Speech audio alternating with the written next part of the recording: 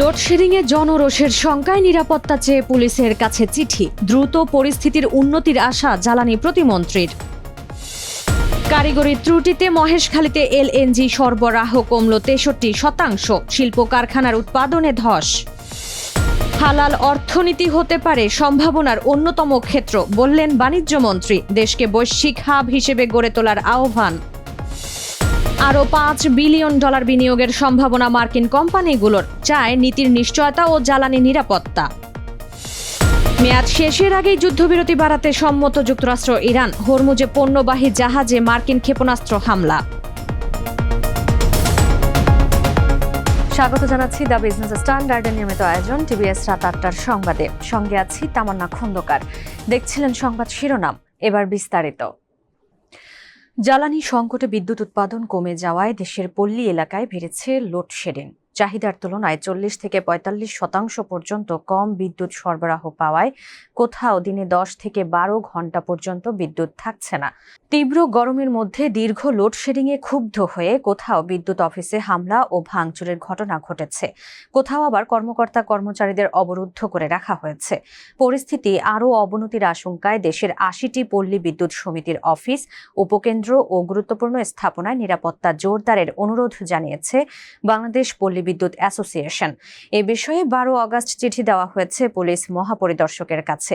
এদিকে সন্ধ্যা থেকেই দেশের সার্বিক বিদ্যুৎ পরিস্থিতির কিছুটা উন্নতির সম্ভাবনা রয়েছে বলে আশ্বস্ত করেছেন বিদ্যুৎ, জ্বালানি ও খনিজ সম্পদ প্রতিমন্ত্রী অনিন্দ্য ইসলাম অমিত।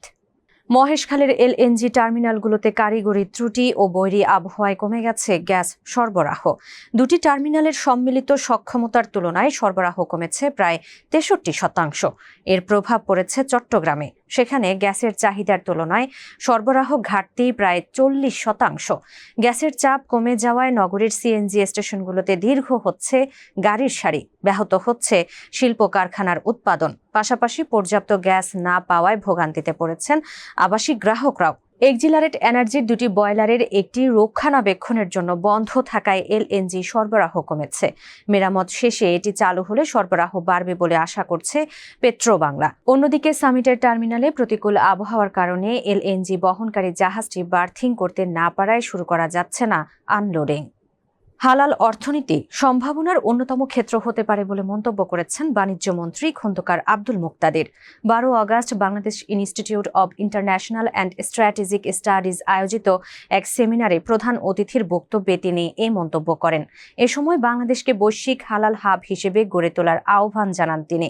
আন্তর্জাতিক হালাল বাজারের সম্ভাবনা কাজে লাগাতে দেশে স্বাধীন, নির্ভরযোগ্য ও আন্তর্জাতিকভাবে গ্রহণযোগ্য হালাল সার্টিফিকেশন ব্যবস্থা গড়ে তোলার প্রয়োজনীয় তার কথাও বলেন তিনি। তার মতে এর মাধ্যমে বাংলাদেশের পণ্যের প্রতি বাড়বে বৈশ্বিক আস্থা, তৈরি হবে নতুন বাজার।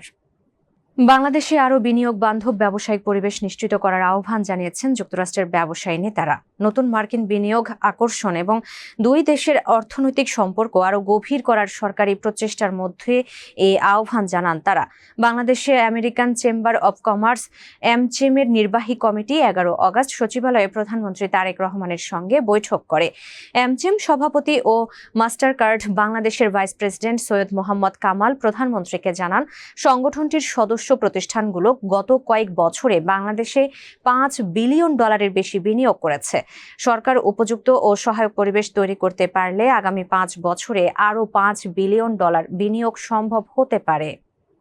60 দিনের সময়সীমা শেষ হওয়ার আগেই যুদ্ধবিরতি বাড়াতে সম্মত হয়েছে যুক্তরাষ্ট্র ও ইরান। পাকিস্তানের একটি সূত্র বিষয়টি নিশ্চিত করে জানিয়েছে, ইসলামাবাদ সমঝোতা স্মারকের অধীনে নির্ধারিত 60 দিনের সময়সীমা শেষ হওয়ার আগেই যুদ্ধবিরতি বাড়ানোর বিষয়ে একমত হয়েছে দুই দেশ।